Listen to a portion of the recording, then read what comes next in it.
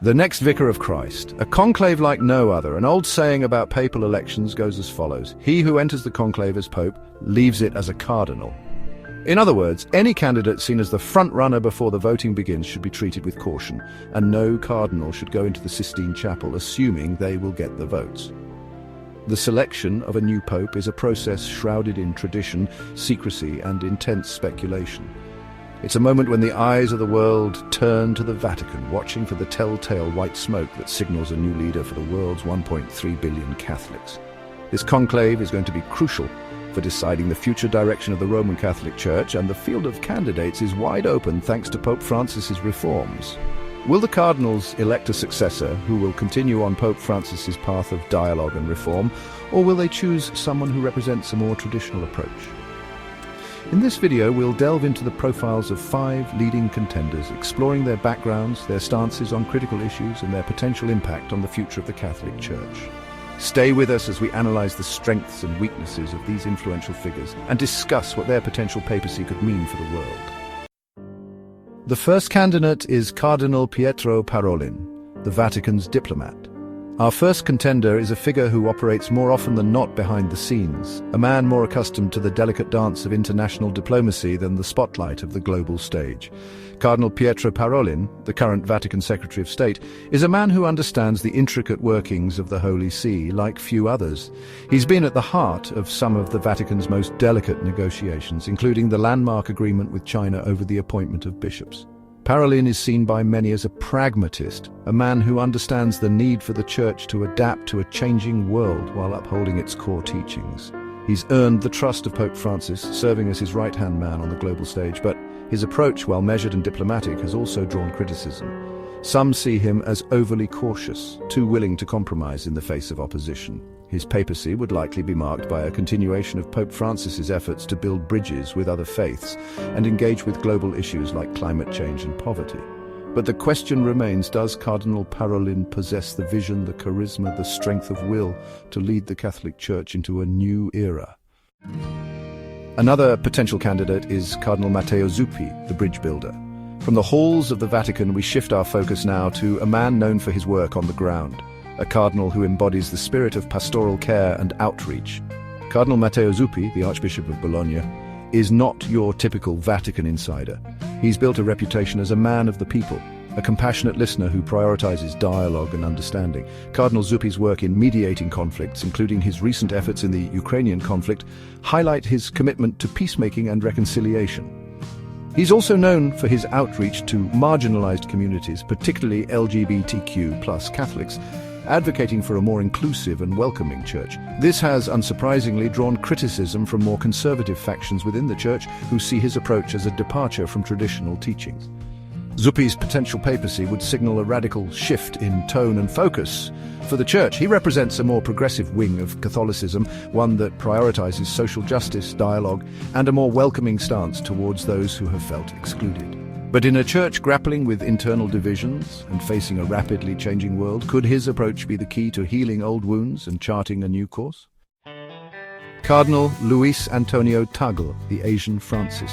Our journey takes us now to Asia, a continent where Catholicism is experiencing remarkable growth, and at the forefront of this movement is a man often dubbed the Asian Francis. Cardinal Luis Antonio Tagle, the prefect of the Congregation for the Evangelization of Peoples, brings to the table a warmth, humility, and infectious energy that has captivated many. Known for his charisma and his ability to connect with people from all walks of life, Cardinal Tagle is seen as a natural successor to Pope Francis in many ways.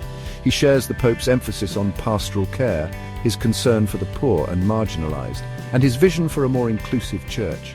His work with the Catholic Church in Asia, a region grappling with poverty, religious tensions, and rapid social change, has given him invaluable experience in navigating complex challenges. However, some within the Church question whether his relatively limited experience in the Vatican's inner workings could hinder his ability to navigate the often treacherous waters of church politics. Could this charismatic cardinal from Asia usher in a new era for the Catholic Church, one where the voices and concerns of the global South take center stage? Cardinal Pablo Virgilio Xonco David, the People's Champion. Our next profile takes us to the Philippines, a nation grappling with poverty, corruption, and a tumultuous political landscape. It is here that we find a cardinal who has emerged as a fearless voice for the voiceless, a man unafraid to challenge the powerful and speak truth to power. Cardinal Pablo Virgilio Sionco David, the Bishop of Caloocan, is a man who knows the struggles of his people firsthand.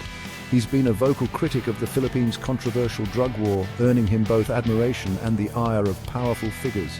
His courage and his unwavering commitment to social justice have made him a beacon of hope for many, but it's also put him in the crosshairs of those who would silence dissent. Cardinal David's papacy would undoubtedly be one marked by a strong emphasis on social justice, human rights, and a preferential option for the poor. He embodies a brand of Catholicism that is deeply engaged with the realities of the modern world, unafraid to confront injustice and challenge the status quo. But could his outspoken nature and his willingness to take on controversial issues hinder his chances in a conclave where diplomacy and consensus often reign supreme? Cardinal Gerald Cyprien Lacroix, the Missionary Shepherd. Our final contender hails from Canada, a nation wrestling with its own reckoning on the legacy of colonialism and the Catholic Church's role within it.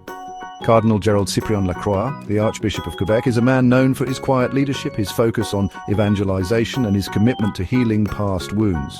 He leads a diocese still grappling with the fallout of abuse scandals, and his efforts to address this painful legacy head-on have earned him respect both within and outside the Church.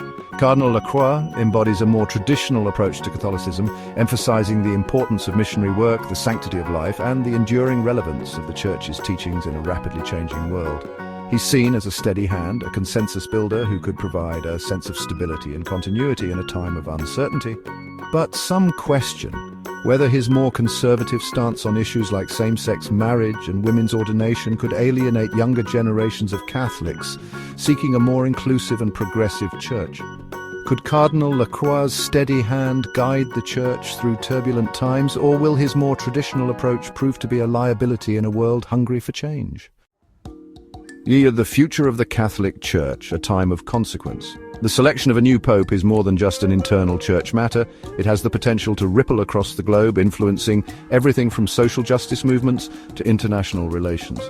As the cardinals prepare to enter the conclave, the weight of history rests upon their shoulders. The decisions they make in that secluded chamber will shape the direction of the Catholic Church for years, if not decades, to come. Will they choose a pope who embodies continuity, upholding tradition and established doctrine? Or will they opt for a more radical break from the past, selecting a leader who embraces reform and a more progressive interpretation of church teachings? The world watches, waits, and wonders. One thing is certain: the Catholic Church stands at a crossroads, and the next pope will have a profound impact on its trajectory. If you found this video informative, please like, share, and subscribe to The Silent Observer for more daily updates.